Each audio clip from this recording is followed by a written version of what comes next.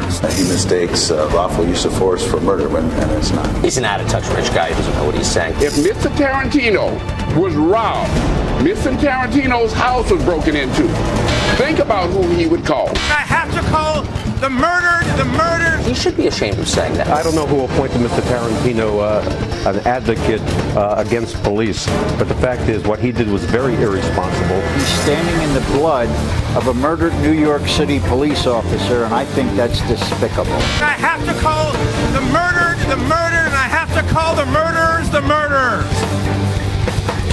Growing outrage aimed directly at Hollywood director Quentin Tarantino, and it's not slowing down, at least not anytime soon. Now another union joining in on the boycott of Tarantino's new movie.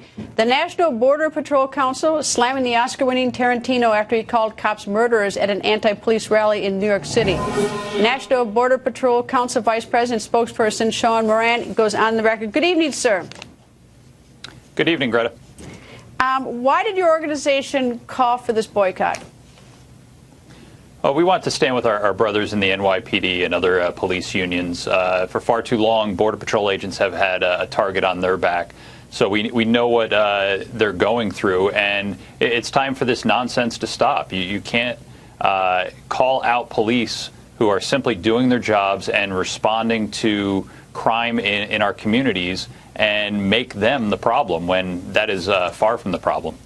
Is there anything that Quentin Tarantino could do to sort of to convince your organization not to join the boycott? Is there anything you can say or anything you can do, because he's obviously got himself into a heap of trouble?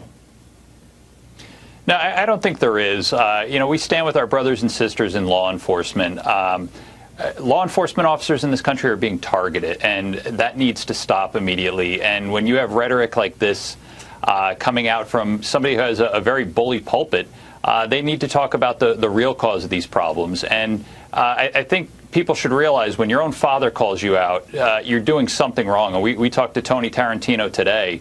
He's going to be on our podcast, The Green Line, next week to talk about this. And so I think Mr. Tarantino really needs to look at himself and see what he's doing, because we think he's wrong. Did his father say why he thought he did this? He thought it was for money, and his father, Tony Tarantino, has relatives in the NYPD, and he said he was disgusted by the comments, and he has family that have been injured and paralyzed in the line of duty, and so for his son to come out like this, it felt like a real slap in the face. Well, apparently, according to the LA Times, Tarantino is not backing down, and he says he's not going to be intimidated by the police.